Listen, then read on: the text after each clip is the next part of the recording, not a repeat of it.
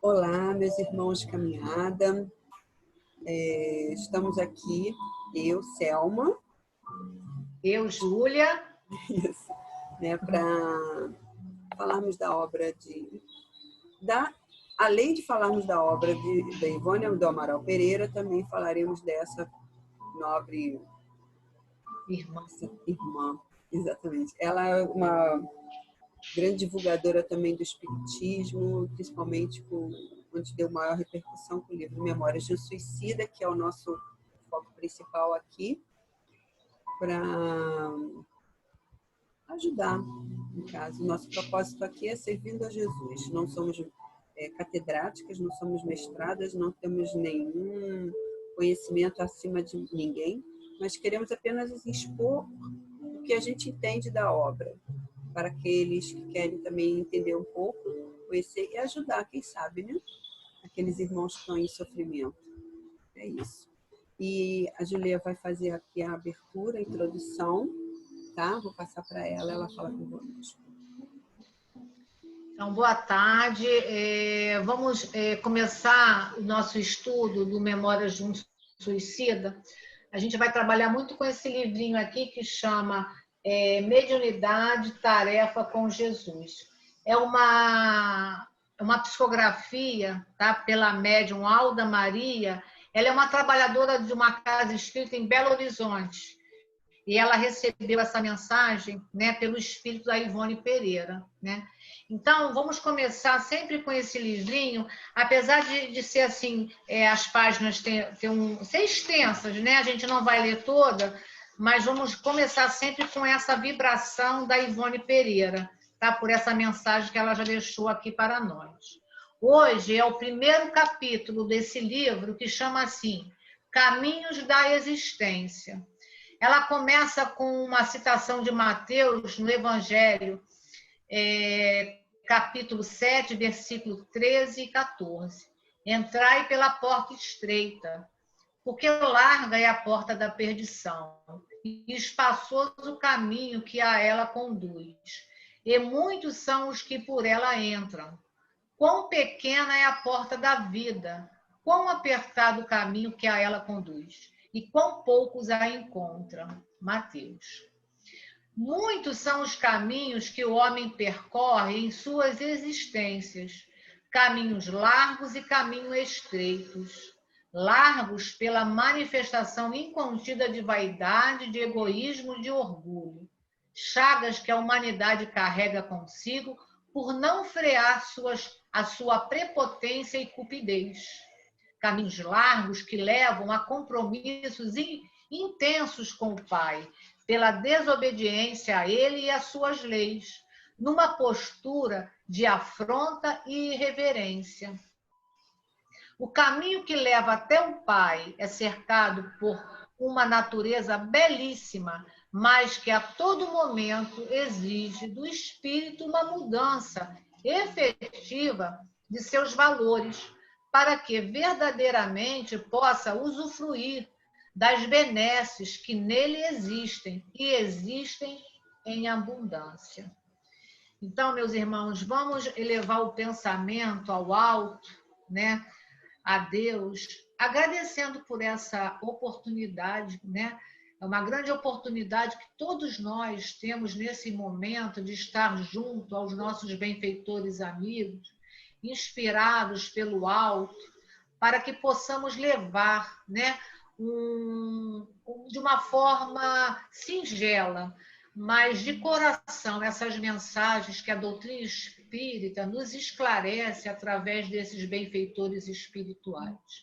Então, rogo a Deus, rogo a Jesus, ao mestre, né, dos mestres, e a Ivone Pereira, essa irmã que está junto de nós nesse momento, inspirando para que esse trabalho possa ser de muita grandeza, não porque temos a arrogância de dizer que sabemos, mas sim pelo trabalho que ele vai levar a cada coração necessitado de ouvir o Evangelho de Jesus. Sendo assim, Mestre Jesus, vos agradeço essa grande oportunidade e peço permissão para dar por iniciado o estudo da tarde de hoje. Dizendo assim, graças a Deus. Graças a Deus. Então, vamos iniciar o estudo, né, da introdução do Memórias de um Suicida. Né? Esse livro é uma psicografia da Ivone, né, através de Camilo Cândido Botelho. A introdução começa assim: devo estas páginas à caridade de eminente habitante do mundo espiritual, ao qual me sinto ligada por um sentimento de gratidão que presinto se estenderá além dessa vida presente. Não fora a amorosa solicitude desse iluminado representante da doutrina dos espíritos, que prometeu, nas páginas fulgurantes dos volumes que deixou na Terra sobre filosofia espírita, acudir ao apelo de todo o coração sincero que recorresse ao seu auxílio com o intuito de progredir, uma vez passado ele para o plano invisível e caso a condescendência dos céus tanto lhe permitisse. E se perderiam apontamentos que desde o ano de 1926, isto é, desde os dias da minha juventude e os albores da mediunidade, que juntos floresceram em minha vida penosamente, e eu vinha obtendo de espíritos de suicidas que voluntariamente acorriam às reuniões do antigo Centro Espírita de Lavras, na cidade do mesmo nome, no extremo sul do estado de Minas Gerais, e de cuja diretoria fiz parte durante algum tempo. Refiro-me a Leon Denis, o grande apóstolo do Espiritismo, tão admirado pelos adeptos da magna filosofia e a quem tenho os melhores motivos para atribuir as intuições advindas para a compilação e redação da presente obra. Durante cerca de 20 anos, tive a felicidade de sentir a atenção de tão grande, de tão nobre entidade do mundo espiritual, piedosamente voltada para mim, inspirando-me um dia, aconselhando-me em outro, enxugando-me as lágrimas nos momentos decisivos em que renúncias dolorosas se impuseram como resgates indispensáveis ao levantamento de minha consciência, engolfada ainda no vexame das consequências de um suicídio em existências pregressa, e durante 20 anos convivi, por assim dizer, com esse irmão venerável, cujas lições povoaram minha alma de consolações e esperanças, cujos conselhos procurei sempre pôr em prática, e que hoje, como nunca, quando a existência já declina para o seu ocaso, fala-me mais ternamente ainda no segredo do recinto mínimo onde essas linhas são escritas.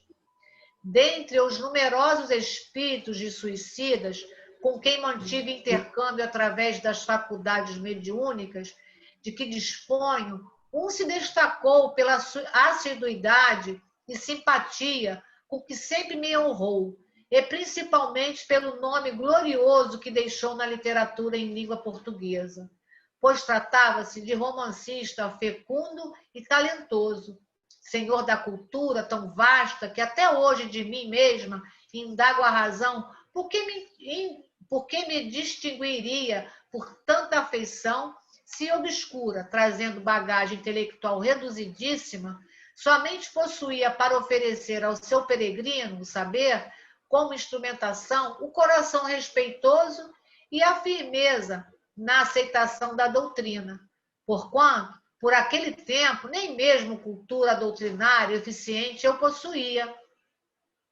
Chamar-lhe-emos, nestas páginas, Camilo Cândido Botelho, contrariando, todavia, seus próprios desejos, de ser mencionado com a verdadeira identidade. Esse nobre espírito, a quem poderosas correntes afetivas e espirituais me ligavam, frequentemente se tornava visível, satisfeito por se sentir bem querido e aceito. Até o ano de 1926, porém, só muito superficialmente ouvira falar em seu nome. Não lhe conhecia sequer a bagagem literária, copiosa e erudita.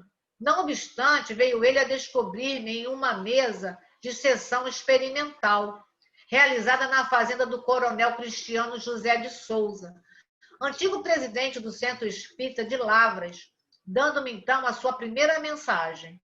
Daí em diante, ora em sessões normalmente organizadas, ora em reuniões íntimas, levadas a efeito em domicílios particulares, ou no silêncio do meu aposento, altas horas da noite, dava-me apontamentos, noticiários periódicos, escritos ou verbal, ensaios literários, verdadeira reportagem relativa a casos de suicídio e suas tristes consequências do além-túmulo. Na época, verdadeiramente atordoadores para mim. Porém, muito mais frequentemente arrebatavam-me ele e outros amigos e protetores espirituais do cárcere corpóreo, a fim de, por essa forma cômoda e eficiente, ampliar ditados e experiências. Então, meu espírito alçava ao convívio do mundo invisível, e as mensagens já não eram escritas, mas narradas, mostradas, exibidas à minha faculdade mediúnica, para que, ao despertar, maior facilidade eu encontrasse para compreender aquele que, por me ser inestimável do céu, me pudesse auxiliar a descrevê-las, pois eu não era escritora para o fazer por mim mesma. Estas páginas, portanto, rigorosamente, não foram psicografadas, pois eu via e ouvia nitidamente as cenas aqui descritas, observava as personagens, os locais, com clareza e certeza absolutas, como se os visitasse e a tudo estivesse presente, e não como se apenas obtivesse notícias através de simples narrativas.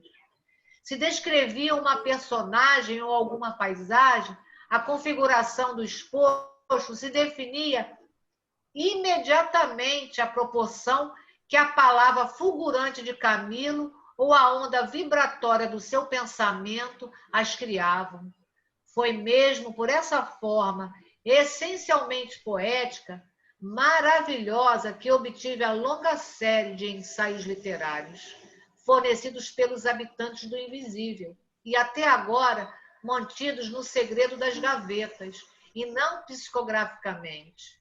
Da psicografia, os espíritos que me assistiam apenas se utilizavam para os serviços de receituário e pequenas mensagens instrutivas referente ao ambiente em que trabalhávamos. E posso mesmo dizer que foi graças a esse estranho convívio com os espíritos que me advieram as únicas horas de felicidade e alegria que desfrutei neste mundo, como a resistência para os testemunhos que fui chamada a apresentar à frente da grande lei. No entanto, as referidas mensagens e os apontamentos feitos ao despertar eram bastante vagos, não apresentando nem a feição romântica, nem as conclusões doutrinárias que depois para eles criou o seu compilador, por lhes desejar aplicar meio suave de expor verdades amargas, mas necessárias no momento que vivemos. Perguntar-se-á por que o próprio Camilo não o fez, pois teria certamente capacidade para tanto. Responderei que até o momento que estas linhas vão sendo traçadas, ignoro-o, tanto como qualquer outra pessoa. Jamais perqueria, aliás, dois espíritos a razão de tal acontecimento. De outro lado, durante cerca de 4 anos, vi-me na impossibilidade de manter intercâmbio normal com os espíritos, por motivos independentes de minha vontade. E quando as barreiras existentes foram arredadas no meu caminho, o autor das mensagens só acudiu aos meus reiterados apelos a fim de participar sua próxima volta à existência planetária. Encontrei-me, então, em situação difícil para redigir o trabalho dando feição doutrinária e educativa às revelações concedidas ao meu espírito durante o sono magnético, mas quais eu sabia desejarem as nobres entidades assistentes fossem transmitidas à coletividade. Pois eu não era escritora, não me sobrando capacidade para, por mim mesma, tentar a experiência.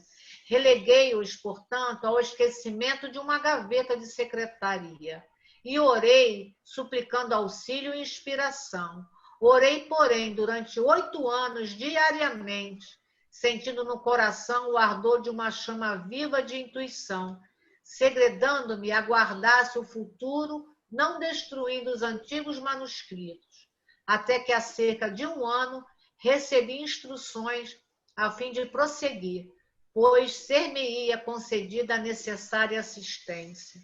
Prosseguindo, porém, direi que tenho as mais fortes razões para afirmar que a palavra dos Espíritos é cena viva e criadora, real, perfeita, em sendo também uma vibração do pensamento capaz de manter, pela ação da vontade, o que desejar. Durante cerca de 30 anos, tenho penetrado de algum modo os mistérios do mundo invisível. E não foi outra coisa o que lá percebi. É de notar, todavia, que ao despertar, a lembrança somente me acompanhava quando os assistentes me autorizavam a recordar. Na maioria das vezes em que me foram facultados esses voos, apenas permaneceu a impressão do acontecido, a íntima certeza de que convivera por instantes com os espíritos, mas não a lembrança. Os mais insignificantes detalhes poderão ser notados quando um espírito iluminado ou apenas esclarecido falar, como, por exemplo, uma camada de pó sobre um móvel, um esvoaçar de brisa agitando um cortinado, um véu, um laço de fita gracioso, mesmo com o brilho da seda no vestuário feminino. O estrelejar das chamas da lareira e até o perfume, pois tudo isso tive ocasião de observar na palavra mágica de Camilo, de Vitor Hugo, de Charles e até do apóstolo do Espiritismo do Brasil, Bezerra de Menezes, a quem desde o berço fui habituada a venerar por meus pais. Certa vez em que Camilo descrevia uma tarde de inverno rigoroso em Portugal, juntamente com o interior aquecido por lareira bem acesa, senti invadir-me tal sensação de frio que tiritei, buscando as chamas para aquecer-me. Enquanto, satisfeito com a experiência, ele se punha a rir. Aliás, o fenômeno não era certamente novo. Não foi por outra forma que João Evangelista obteve os ditados para o seu Apocalipse e que os profetas da Judéia receberam as revelações com quem instruir o povo. No Apocalipse, versículo 10 e 11 e seguintes do 1º capítulo, o eminente servo do Senhor positiva o fenômeno a que aludimos em pequenas palavras. Eu fui arrebatado em espírito um dia de domingo e ouvi por detrás de mim uma grande voz como de trombeta que dizia: o que vês, escreve-o em um livro e envia-o às 7 igrejas, etc, etc. E todo o importante volume foi narrado ao apóstolo assim, através de cenas reais, palpitantes, vivas, em visões detalhadas e precisas. O Espiritismo tem amplamente tratado de todos esses interessantes casos para que não se torne causa de admiração o que vimos expondo. E no 1º capítulo da magistral obra de Allan Kardec, A Gênese, existe esse tópico certamente muito conhecido dos estudantes da doutrina dos espíritos.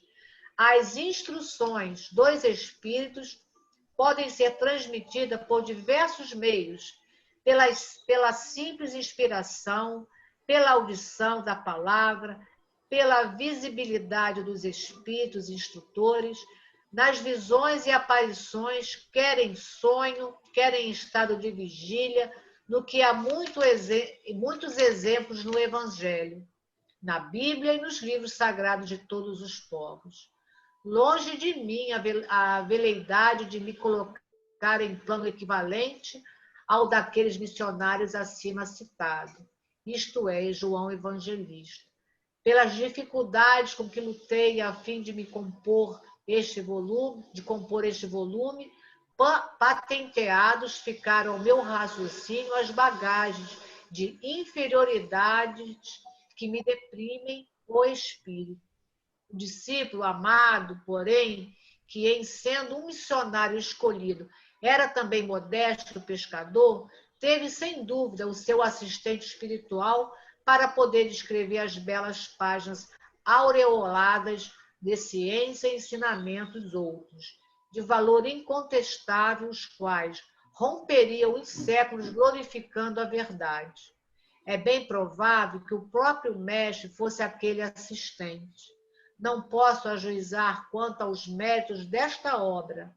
Proibi-me durante muito tempo levá-la ao conhecimento alheio, reconhecendo-me incapaz de analisá-la. Não me sinto sequer à altura de rejeitá-la, como não ouso também aceitá-la. Vós o fareis por mim. De uma coisa, porém, estou bem certa, é que estas páginas foram elaboradas do princípio ao fim, com o máximo respeito à doutrina dos espíritos e sob a invocação sincera no nome sacrossanto do Altíssimo. Rio de Janeiro, 18 de maio de 1954, Ivone do Amaral Pereira. Então, temos aqui a introdução de Memórias de um Suicida. Daqui a gente pode retirar muitos ensinamentos que essa irmã nos trouxe nessas páginas, que nos revela a grandeza desse espírito, que hoje podemos dizer assim, não que ela se sentia assim em 1954, quando ela ditou essa página aqui.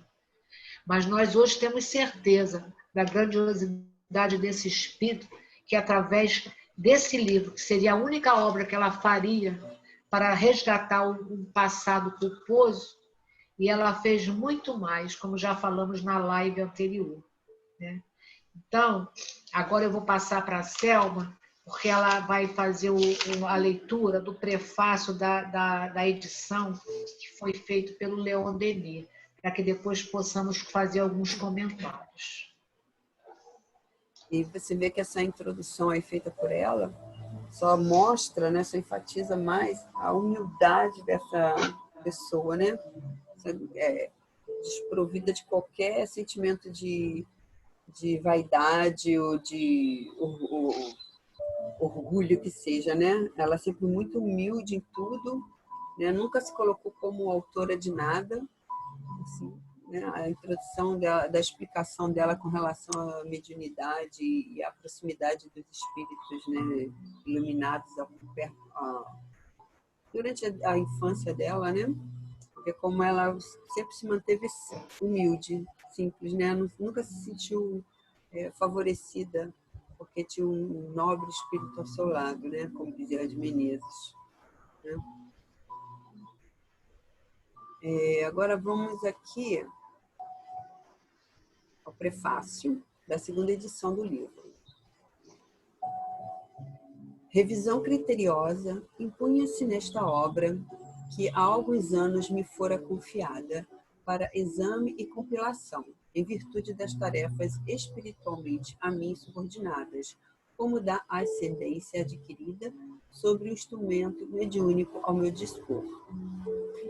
Filo, todavia, algo extemporaneamente, já que não me fora possível fazê-lo na data oportuna, por motivos afetos mais aos prejuízos das sociedades terrenas contra que o mesmo instrumento se debatia, do que a minha vontade de operário atento no cumprimento do dever. E a revisão se impunha tanto mais quanto, ao transmitir a obra, me fora necessário avolumar de tal sorte as vibrações ainda rudes do cérebro mediúnico, operando nele possibilidades psíquicas para a captação das visões indispensáveis ao feito, que, ativadas ao grau máximo que aquele seria possível comportar, tão excitadas se tornaram que seriam quais catadupas rebeldes, nem sempre obedecendo com facilidade à pressão que lhes fazia, procurando evitar excessos de vocabulário, acúmulos de figuras representativas, os quais somente agora foram suprimidos. Nada se alterou, todavia, na feição doutrinária da obra, como no seu particular caráter revelatório. Entrego-a ao leitor pela segunda vez, tal como foi recebida dos maiores que me incubaram da espinhosa tarefa de apresentá-la aos homens. E se, procurando esclarecer o público, por lhe facilitar o entendimento de fatos espirituais, nem sempre conservei a feitura literária dos originais, que tinha sob os olhos. No entanto, não lhes alterei nem os informes preciosos, nem as conclusões, que respeitei como labor sagrado de origem alheia.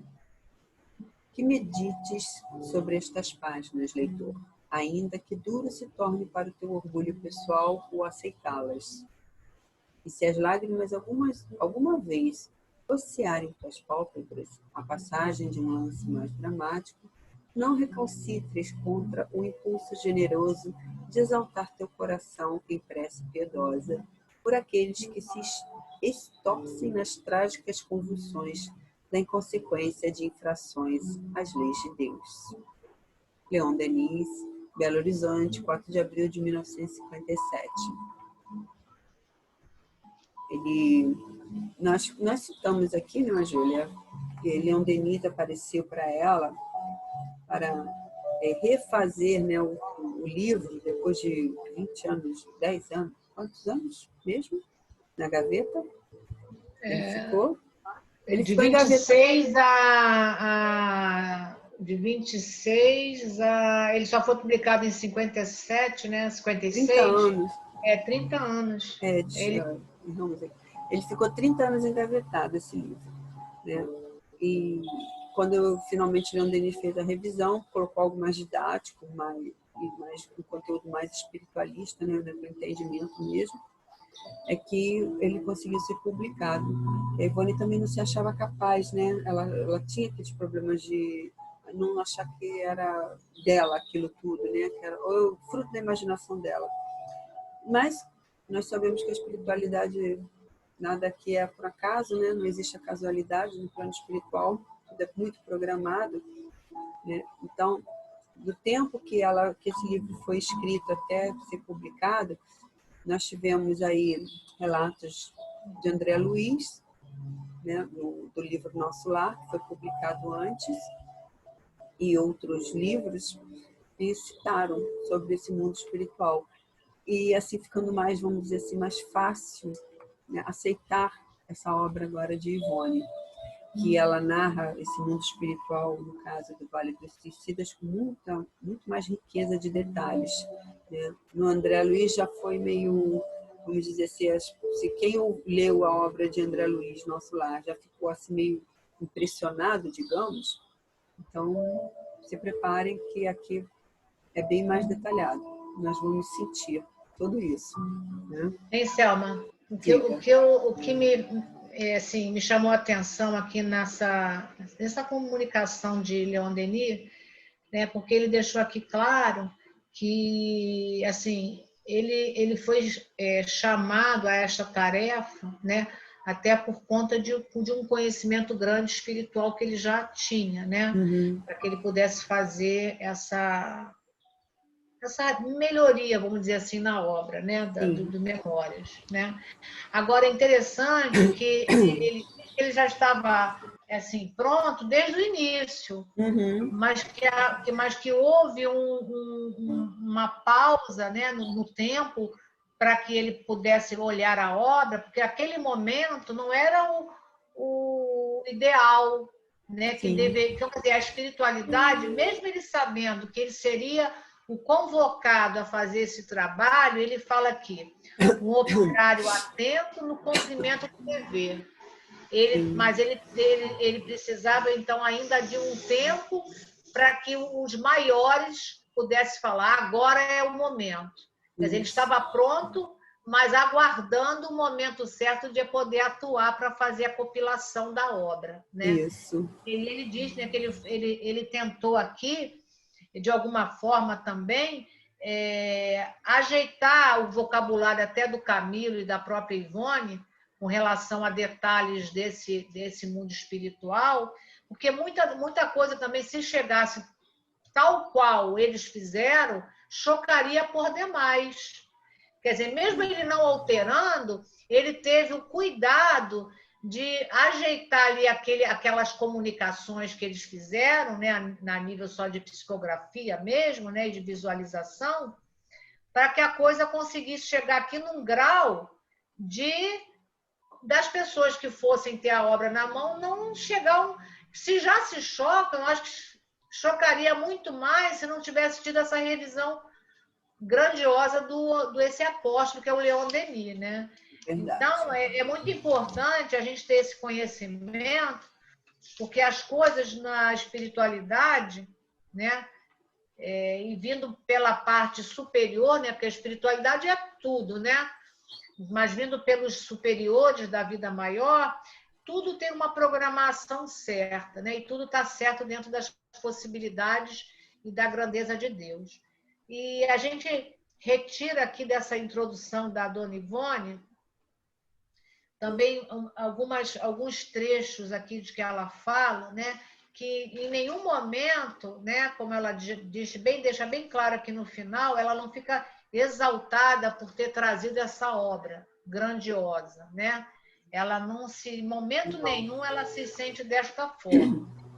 Exato. Aí, mas o que eu acho bem interessante é quando ela fala aqui, né, dessas situações do plano espiritual, quando que ela diz aqui, isso não era uma psicografia, né? Porque a gente generaliza falando, a psicografia da Ivone, né? Mas ela diz que aquilo ali era como se ela, ou como não, ela era arrebatada do corpo, né? Ela Para que ela comparou pudesse o estado dela com o de João Evangelista, que também ele narrava dessa mesma forma. Ele era arrebatado do corpo, né? corpo, né? Como Para ela Chico também já vivenciar. aconteceu, né?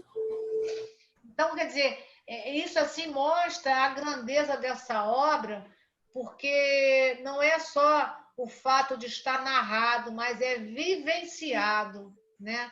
Quer dizer, não, é tudo muito na íntegra, sem alterações nenhuma de nada, de nenhum fato aqui do que foi relatado nesta obra, fica assim perdido com relação a não se entender a obra. Ela é talvez um pouco mais rebuscada em alguns termos e tal, que a gente também vai tentar aqui, de alguma forma, fazer, botar os sinônimos, né, quando for pertinente, né, porque tem palavras aqui muito Antigas. Vamos difícil, dizer, né, são antigas termos para antigos, nós. né? Que na época era comum, mas hoje não se fala mais, né?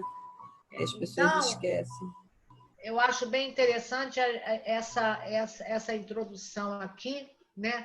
E ela também fala aqui do Camilo, porque que nessa obra ele não coloca o nome dele original, porque ele era um escritor português muito conhecido. Então ele fez aqui um nome parecido com o dele, mas botou aqui Camilo Cândido Botelho como uma forma de não ser reconhecido, né, assim, de uma forma rápida, vamos dizer assim, Não com levar os louros, relação. né? Né? Então, assim, apesar de que ele diz aqui, ó, quer dizer, a Ivone diz, né? Chamar-lhe-emos nestas páginas Camilo, contrariando, quer dizer, assim, no fundo, eu acredito que ele queria até ser reconhecido pelo português Camilo Castelo Branco, Não, ao né? contrário, eu acho. E Ele aqui não ela fala assim, queria. ó. Aí não, vamos ler aqui de novo, então. Que a Ivone fala assim: chamar-lhe-emos nestas páginas Camilo Cândido Botelho, contrariando, todavia, seus próprios desejos de ser mencionado com a verdadeira identidade. Quer dizer, então, aqui, acho que não, ele aqui por ele, né? Agora, a gente voltando, né? Aqui a introdução que a Ivone nos faz aqui, porque a gente também está estudando, nós somos aqui, como falamos, nós não somos aqui mestres em nada, nós estamos aqui tentando também nos inteirarmos e tirar nossas dúvidas. Então, como estamos aqui reunidos aqui como irmãos, né, Selma? Isso. Então, a gente está tentando tirar algumas dúvidas também agora aqui na hora, que me chamou a atenção isso, então eu trouxe aqui. Então, ficou claro, então, que o Camilo, por ele deixava o nome dele verdadeiro mesmo, né? Não tinha esse problema, não, né? E essa é uma exposição muito grande, até por conta da morte dele, né? Quer dizer, ele ia se desnudar realmente, né? Mas ele não disse que não teria problema, né? Aí, como você vê, né, que a espiritualidade, por saber, né, de todas as coisas, né, com um certo grau, né, de conhecimento que nós encarnados não temos, né, ele já não foi permitido assim. Quer dizer, a Ivone já teve, inclusive, a intuição de não expor o escritor português, né? Então, colocou um nome, né, parecido, mas não o nome dele. As mesmas iniciais, né? Então, foi bem interessante aqui. Quer dizer, isso já mostra também, mais uma vez, essa grandeza desse espírito Ivone Pereira, né? E mesmo ali, numa situação que ela viveu dentro desse local onde estavam os suicidas e aonde ela foi arrebatada para fazer todo o estudo, né, da escrita do livro, mesmo assim, ela já trazia dentro dela essa grandeza de que ela queria realmente se redimir através da mediunidade, né? Então, ela recebeu essa tarefa com Jesus, para que essa mediunidade, de forma alguma, pudesse ser alterada com os achismos dela, pessoais de Ivone.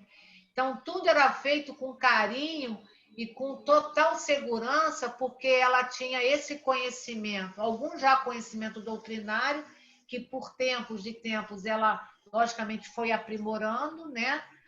E porque ela tinha esse resgate sério, esse compromisso espiritual, mas essa tarefa ela fez cumprindo um propósito de vida com Jesus, né? E como eu falei, vou trazer uma página da Ivone, que a Selminha vai ler para a gente, onde ela faz, no final da vida dela, uma prece agradecendo a mediunidade dela, né? E que ela devolvia essa mediunidade tal qual ela recebeu. Então, quer dizer, desde sempre, esse compromisso com Jesus foi feito e ela não saiu 1 milímetro, né, que a gente fala assim, né, simbolicamente, dessa tarefa. Então, assim, até dentro dessa informação aqui do Camilo, você vê assim, o cuidado que esse espírito, já naquele momento, ela já possuía, né, olhando o próximo como irmão e com amor, né, com a dedicação. Tudo com ela era desse jeito, né? Então, é bem interessante. Vamos, a cada estudo, tentar falar sobre um capítulo desse livro, né? Se não conseguirmos esgotar o capítulo num estudo, a gente vai trazer o próprio capítulo para um outro estudo seguinte. Mas vamos são grandes os capítulos, né? Mas vamos tentando. Olha só, o livro ele é composto ele é dividido em 3 partes, né? A primeira parte, que são os réprobos, a segunda parte, que são os departamentos, e a terceira parte, que é a cidade universitária. Nós vamos iniciar a primeira parte, que são os réprobos, a parte 1, que é o primeiro, né, no caso, é o Vale dos Suicidas, que é narrado aqui. Eu não sei quem é o irmão que está fazendo essa narrativa. Talvez lá mais à frente seja dito quem é que começa a narrar esse livro, né? Essa passagem. Quando eu estava lendo lá sobre o Vale, eu não cita quem é o autor que está narrando. Eu não sei se é Camilo, se é o... Eu acredito que é o Camilo, Selma. Camilo, que ele deve estar fazendo a própria experiência, não é? Pois é. Porque então, esse livro eu já li ele há muitos anos atrás, né? Essa ideia, nossa, não é assim, ler o livro para vocês e explicar. Nós vamos resumir esses capítulos para que seja uma coisa mais dinâmica, né, dando maiores explicações, para a coisa fluir mais rapidamente, que ele é um livro bem grande, denso, mas alguns conteúdos, ele é denso, e alguns conteúdos talvez na íntegra, desculpa. Inclusive, assim, eu até marquei, eu falei com a Júlia, de narrar exatamente como ele descreveu o Vale dos Suicidas, que é uma coisa assim... A gente pode citar, falar um monte de coisas, né? Como sintetizar, mas eu acho por bem até, de uma forma mais didática, narrar exatamente como ele descreve o Vale dos Suicidas. Né? Não toda a leitura do livro, repetindo aqui, mas alguns trechos que eu acho que são importantes narrar. Nós podemos até dar um início sobre isso, não é, Júlia? Isso. Ainda temos um pouquinho de tempo a gente falar do Vale, para as pessoas ficarem com esse pensamento, né? Com relação a isso. A gente vai estudar o capítulo, né? Evidentemente, antes de começar a live, né? Já temos uma semana aí para fazer isso. E retirar desse capítulo, né, as partes mais importantes, resumindo, para que o estudo possa ficar de uma forma boa, né? Porque como agora na introdução, a introdução foi uma introdução longa, né? Onde foi lido várias páginas, mas como eu falei com a Selma, era preciso que fosse feito esse relato, porque esse relato é da Ivone Pereira, né? Foi quando ela fez toda a descrição, né, de todo esse estudo, né, de tudo que aconteceu e como, por quê, né? E isso não poderia deixar de ser lido, porque é de uma grandiosidade desse espírito em trazer essa obra, né, escrito por ela, né, em 1954. E também depois, quando o Selminha leu, o comentário aqui do Leon Denis, né? Então, mas daqui para frente o objetivo não é ler, e sim conversar com vocês, né? Logicamente, em alguns momentos vai ser necessário fazer essas narrativas, né?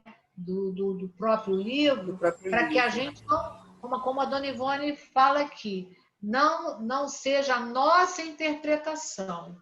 Isso. A gente não pode fazer nada aqui que a Júlia achou ou que a Selma achou.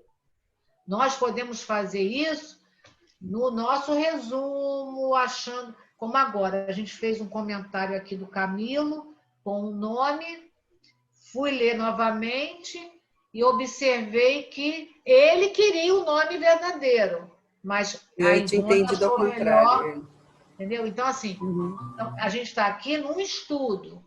Vamos nos equivocar em alguns momentos? Sim. Vamos tentar fazer com que isso não persista. A gente vai tentar aqui fazer um trabalho que não gere dúvidas. Muito pelo contrário. A gente vai estudar antes, mas em alguns momentos as colocações têm que ser do livro, como um relato, como a Selma diz. do vale, eu não posso resumir o vale. Eu tenho que ditar com as palavras do Camilo, né? Ou com a visão que a Ivone teve dessa pátria espiritual, né? Então, não é a visão da Júlia, nem a da Selma, e sim da Ivone de Camilo, né? Então, isso também fique bem claro aqui nesse estudo, né? Que a gente não interprete de forma alguma a nossa ideia, né? Ah, eu achei... Não. A gente aqui tá, como eu falei, nós não temos pretensões de nada. A gente quer que essa live chegue a corações com boa vontade como a nossa, né? Quem sabe ajudar alguém que se encontre num momento equivocado na vida. Isso. Ou prestes a se equivocar, né? Então, a gente não sabe o que a gente pode estar sendo instrumento, né? Como nesse momento aqui, né? Como a Ivone fala, né? Que teve momentos que ela teve vontade de rasgar tudo. Teve, porque a coisa não andou conforme ela achou que deveria andar, né? Quantas vezes já acontece isso com a gente? A gente quer uma coisa que é agora, né? Mas você viu que como ela era... Isso é um problema da humanidade, né? O imediatismo ainda. Mas isso também, a Ivone não ficou isenta, né? Porque ela estava encarnada, ela estava estando na carne, temos as nossas viciações, né? Mas ela soube relevar e trabalhar essa mediunidade com Jesus e ouvir também e perceber a proximidade desses espíritos amigos que a ajudaram. Então, com isso, nós hoje temos esse livro que nos ajudará grandemente nesse trabalho doutrinário, né? Então, acho que é isso que a gente tem para hoje. Não, eu quero fazer uma introduçãozinha do Vale. Quer falar mais alguma coisa? Não, eu quero fazer a narrativa, só deixar essa narrativa inicial do livro, né? Porque fica sempre com aquele desejo, né? Quando é que vai começar? Então, vamos dizer assim, vamos começar e deixar, né, essas reflexões aqui com relação a isso. Então, o Vale então, é a primeira parte do livro, né, Selma? Está nos réprobos. Olha, eu marquei aqui alguma, só com a narrativa mesmo do Vale. Começa assim. Precisamente no mês de janeiro do ano da graça de 1891, fora eu surpreendido com meu aprisionamento em região do mundo invisível, cujo desolador panorama era composto por vales profundos, a que as sombras presidiam, gargantas sinuosas e cavernas sinistras, no interior das quais uivavam quais maltas de demônios enfurecidos, espíritos que foram homens, dementados pela intensidade e estranheza verdadeiramente inconcebíveis dos sofrimentos que os martirizavam. O solo, coberto de matérias enegrecidas e fétidas, lembrando a fuligem, era imundo, pastoso, escorregadio, repugnante.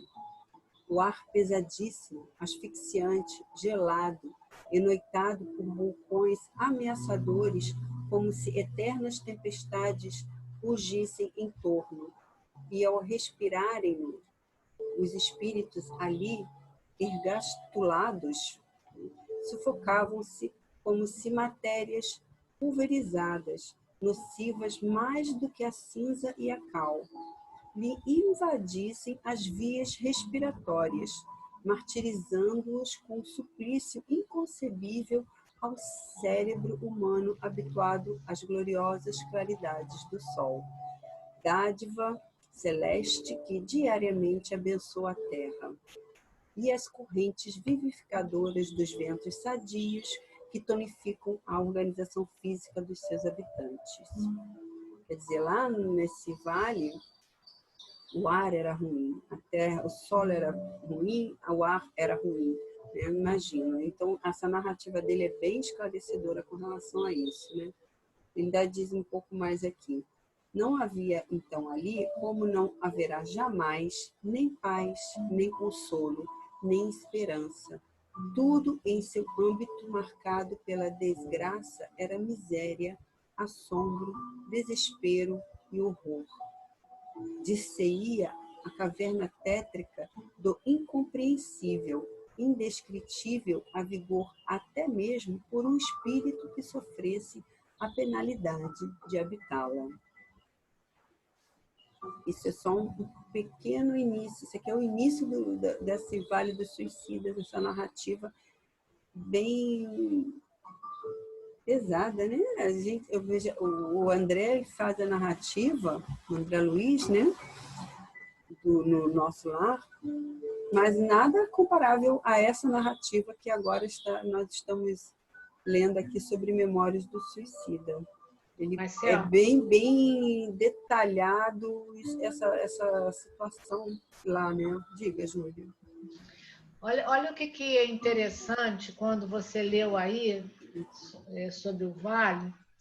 Aí ele fala que lá tudo isso era muito denso, né? Porque não tinha a dádiva do sol e do ar, dos ventos sadios. Aí a gente trazendo para a nossa vida, né, do dia a dia, a gente muitas das vezes não agradece nem o sol que temos, só reclamamos porque está muito quente.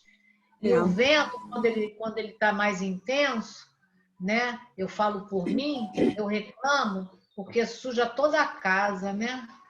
E aí você vê que isso são bênçãos que nós aqui encarnados temos dentro dessa atmosfera em que vivemos, que também não é a melhor atmosfera do mundo, né? Porque aqui a gente vive num mundo de provas e expiações, onde o mal prevalece, né? Mas nós temos a dádiva do sol, né? Que tonifica, e o vento também. Então, nessas áreas, né, do vale, o sol não chega e não chega, o vento que vai limpar, que vai tonificar, né, essa organização que vive ali, né? Exatamente. Porque eles vivem no sentido ali de dor, porque eles estão envolvidos como se eles já estivessem vivos. Por isso eles sofrem essa densidade toda, né? Porque eles estão apegados, muito apegados à matéria, né?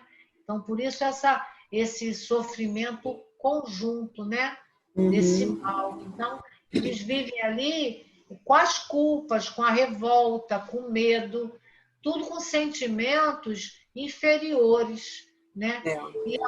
E aonde não tem ainda o sol, nem o vento, né? Essa dádiva que Deus nos dá de graça e que muitas das vezes reclamamos, né? Por mais que esteja ruim, o sol brilha toda manhã, mesmo que o tempo esteja nublado, o sol está lá. A gente pode não ver, mas ele está lá escondido. Então, isso também é um alerta, quando a gente fizer a leitura dessa obra, a gente vê a importância de estarmos encarnados e em agradecimento, né, a Deus e essa espiritualidade amiga que nos dá grandes oportunidades diariamente. E eu escutei outro dia, né, através de um amigo que nas redes sociais, né, que trabalha pela doutrina espírita também, com palestras, ele disse o seguinte: você quer ter certeza que Deus aposta em você? É que quando você abrir os olhos de manhã, você se vê vivo. Esse momento é o momento para que você faça a reflexão assim. Então, Deus está apostando tudo em mim novamente. Porque senão eu poderia não estar aqui mais no plano físico. Quando eu despertasse, eu já ia despertar em outro plano. Então, se eu abro os olhos, olho para o teto e me vejo aqui no meu lar, onde quer que eu esteja, mas vivo, né? Porque vivo a gente vai estar sempre, ou lá ou cá, mas eu digo encarnado, vamos colocar a palavra certa, né, Selma? Se a gente se vê ainda encarnado, porque vivo a gente vai ser sempre, né? A gente não vai morrer nunca. Mas quando a gente abre os olhos e se sente encarnado ainda, então, assim, o que eu vou pensar? Deus está apostando em mim. Então, Deus acredita em mim. Quer dizer, isso aí, Selma, é muito importante, porque a gente pode muito mais do que a gente fez até agora. Até os nossos erros, nossos compromissos aí adiados, né? A gente pode refazer de novo, né? A gente está tendo essa grande oportunidade. Todos terão, até os que estão lá no vale. A gente vai ver isso depois, mais avançando na obra, né? O Pai é Pai de todos, independente de onde estamos e como estamos, de onde estamos e como estamos, né? Mas a gente sabe que se a gente acordar encarnado, a gente tem a certeza dessas bênçãos, do sol, do vento, do dia, né? E sabendo a luz mesmo, é o céu, olhar para o céu, olhar a luz do sol, coisas que nós temos todos os dias e nem observamos, né? E quando perde, é que dá valor. E muitas das vezes, né, Selma, a gente não vê porque estamos envolvidos conosco, com a gente mesmo, no nosso mundo, nas nossas dores, né? E Emmanuel traz também, através de Chico Xavier, todas as vezes que Chico se lamentou, até com razão, ele estava encarnado, ele tinha suas dores, suas dificuldades, as críticas que eram dirigidas a ele, né? Que a gente sabe que foi críticas severas, né? Muita dor, de dor mesmo física, dos olhos e tudo. Quando ele ficava muito queixoso, que o Emmanuel se apresentava então a ele, e aí ele se lamentava com o Emmanuel, e o Emmanuel nunca passou a mão na cabeça dele, chamando de coitadinho.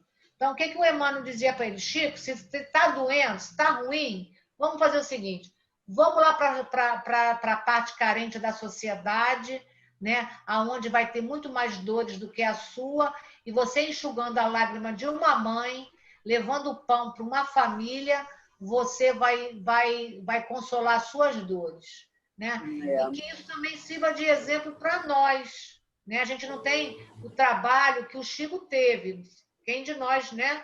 Muito pelo contrário, mas podemos fazer saindo do nosso umbigo, né? Olhando só para a gente. A gente pode fazer muita coisa, né? Então, esse livro vai nos chamar a atenção também para isso, né, Selma? Porque muitas das vezes a gente está sofrendo, mas muitas das vezes é porque a gente só está olhando para a nossa dor. Aí a nossa dor se torna muito grande. E isso vai conturbando toda a nossa casa mental, a nossa atmosfera, e isso vai nos fazendo o quê? Comungar com mentes também que estão na mesma sintonia vibratória.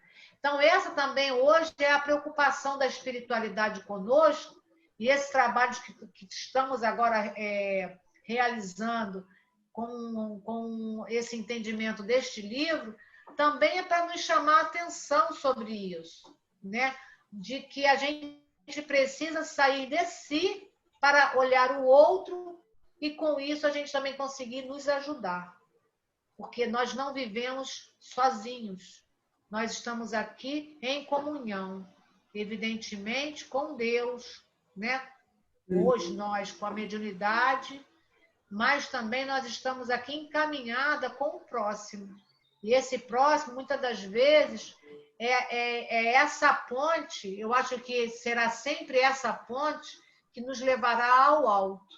Porque nós não temos como chegar a Deus sem a caridade, né? A caridade não é só do pão, a caridade também moral, porque muitas das vezes você sendo ouvido para alguém, ou a boca para falar uma palavra certa no momento certo, você salva aquele irmão de cometer um suicídio.